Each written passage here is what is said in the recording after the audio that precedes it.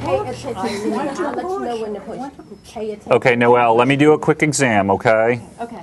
Okay, Noelle, you're fully dilated, so when you feel a contraction, you can go ahead and push. I can push. Okay. I'm ready. Okay, I'm ready. All right, we're going to hold your legs. Okay. Make it easier. Push. Okay, I'm pushing. Ready? Push. Okay. Contraction. Push. Push. That's good, good, good. Doing great, Noelle. Bringing the head down nicely. It's not every day you get to see a baby being born, especially if it's a robot baby. Doing great. A lot of pressure. A lot of pressure. That's it, that's it. Oh, Baby's almost out. Yay. Is it a boy or a girl? It's a baby girl.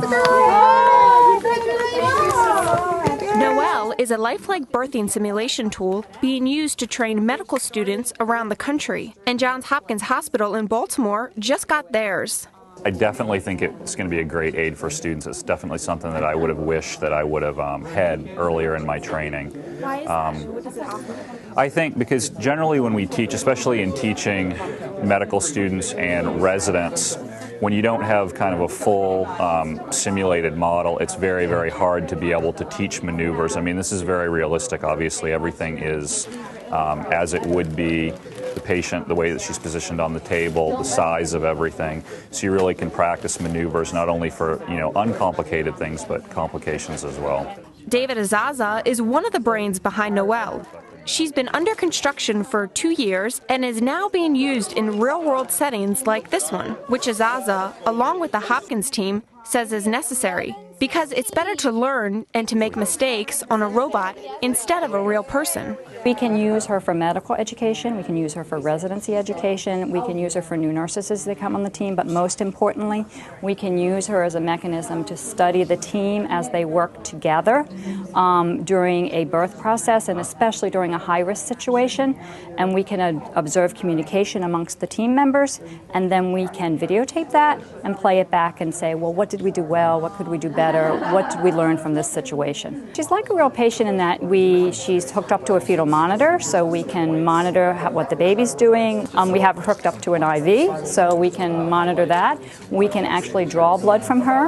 Umbilical cord is there, placenta is there. The umbilical cord can get wrapped around the baby's body part. During this scenario, the baby had shoulder dysplasia, but there can be other complications, such as long labor times or having a breech baby. But there are still some aspects that keeps Noelle from responding like a real mother in labor. No, the mother doesn't talk, so we usually have a lot of fun with that. We usually appoint somebody on the team to be the mother, and they can be as creative as they want to be as far as the actual, for the mother's part. And just like there can be complications during the delivery process, there can also be some challenges in recreating a realistic delivery. Then getting into the terminology of a specific thing, it's a little bit complicated. You have to learn like pretty much a new language because the terminology is very specific for OBGYN. So you gotta read books and talk to the doctors, and every time it's a learning curve. This just keeps going up and up and up. According to the American Pregnancy Association, 875,000 women experience one or more pregnancy complications. Noelle cost about $20,000 and has been on the Hopkins campus for about 2 weeks. MCIC Vermont, Hopkins Insurance Company, funded Noelle as part of a patient safety initiative. Gardmard Scientific is now working on the next model for Noelle, a wireless version. Good job, Noelle. Good job. Okay. For Discovery News, I'm Casey D. Gardner.